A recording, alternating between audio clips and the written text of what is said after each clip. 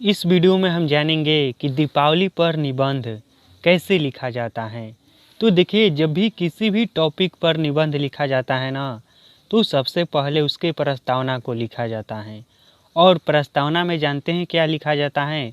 उस टॉपिक के बारे में संक्षेप में लिखा जाता है। तो यहाँ पर हम दीपावली के बारे में संक्षेप में 2 से 4 लाइन लिखेंगे। देखिए, तो आप भी जब भी निबंध पूछेगा या परीक्षा में आएगा तो इसी तरह से अच्छे से सजा कर लिखिएगा, ताकि एग्जामिनर खुश होकर अच्छा नंबर दे। तो देखिए, सबसे पहले प्रस्तावना का हेडिंग दिया जाता है और उसके बाद लिखा जाता है। तो हमने भी उसी तरह किया है। सबसे पहले प्रस्तावना लिखा है, उसके बाद लिखे हैं कि दिवाली हिंदुओं के प्रमुख त्योहारों में से एक है। यह दीपों का त्यौहार है। इस त्यौहार को बहुत ही धूमधाम से दीप जलाकर मनाया जाता है। देखिए, आप सभी लोग जानते होंगे कि दिवाली जो है वह दीपों का त्यौहार है और उस दिन खूब सारे दिए जलाए जाते हैं, खूब सारे पटाखा छोड़े जाते हैं। तो इस तरह से दिवाली बहुत ही मनोरंजन वाला त्यौहार है। तो उसी के बारे में हमने 2 से 4 लाइन लिखे हैं कि दिवाली हिंदुओं के प्रमुख त्योहारों में से एक है। यह दीपों का त्यौहार है। इस त्यौहार को बहुत ही धूमधाम से दीप जलाकर मनाया जाता है। इसका स्क्रीनशॉट लेना चाहते हैं तो ले लीजिए, कॉपी पर लिखने में आसानी होगी। अब हम आगे बढ़ते हैं और इसी में देखिए आगे हैं कि दिवाली कब मनाई जाती है। इस तरह से आप भी पॉइंट दे देकर लिखिएगा, ताकि अच्छा लगे देखने में भी और अच्छा मार्क्स मिल पाए। तो देखिए, दिवाली कब मनाई जाती है इसको समझिए। तो यह त्यौहार कार्तिक माह की अमावस्या के दिन मनाया जाता है।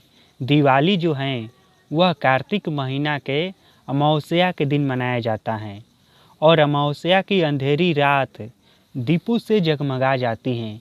जब दिवाली अमावस्या के दिन मनाई जाती है तो उस दिन जो अंधेरी रात होती है वह दीपों से जगमगा जाती हैं, हर तरफ उजाला हो जाता है। अब समझिए कि दिवाली क्यों मनाई जाती है, इसका स्क्रीनशॉट लेते चलिएगा। देखिए, दिवाली क्यों मनाई जाती है इसके पीछे कई कहानियाँ हैं, लेकिन उनमें से जो मुख्य कहानियाँ हैं उन्हीं को मैं इसमें लिखा हूँ। तो देखिए, सबसे पहले है, इस तरह से आप भी लिख देंगे कि दिवाली क्यों मनाई जाती है। इसके संबंध में कई कहानियाँ हैं जिनमें से प्रमुख हैं। तो उनमें से जो सबसे प्रमुख कहानी है वह यह है कि भगवान राम 14 वर्ष के वनवास के बाद अयोध्या लौटे थे। इसी खुशी में अयोध्या वासियों ने दिए जलाकर उनका स्वागत किया था। दिवाली क्यों मनाई जाती है इसके पीछे जो सबसे प्रमुख कहानी है, हमारा इतिहास है, वह यही है कि भगवान राम 14 वर्ष के वनवास के बाद अयोध्या लौटे थे। इसी खुशी में अयोध्या वासियों ने दिए जलाकर उनका स्वागत किए थे और उसी दिन से दीपावली मनाया जाता है।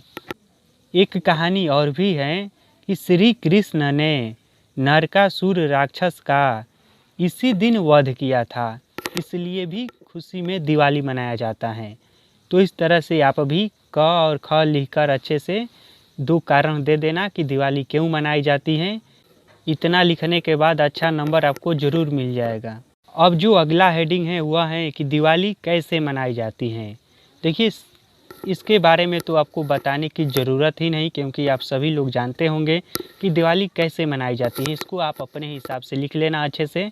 तो मैंने लिखा है कि दिवाली त्यौहार आने के कुछ दिन पहले से ही घरों की अच्छी तरह से साफ़ सफाई की जाती है। दीप और पटाखा खरीदा जाता है। दिवाली के दिन अनेकों दीप जलाकर पूरे घर में चारों तरफ रखा जाता है। लक्ष्मी जी को मिठाई चढ़ाकर पूजा किया जाता है। पटाखा छोड़ा जाता है और एक दूसरे को बधाइयाँ दिया जाता है। ठीक, इतना अच्छे से लिख दीजिएगा अब भी। अब देखिए, अब लास्ट में लिखा जाता है उपसंहार, यानी कि अभी तक हमने जितना भी जाना उसके जो निचोड़ निकला, निष्कर्ष निकला, उसी को लास्ट में लिखा जाता है। दिवाली का त्यौहार सभी के जीवन को खुशी प्रदान करता है। यह त्यौहार अंधेरे पर रोशनी का प्रतीक है, यानी कि बुराई पर अच्छाई का प्रतीक है। दुख पर सुख के घड़ी आने का प्रतीक है यह त्यौहार, इसीलिए दिवाली मनाया जाता है।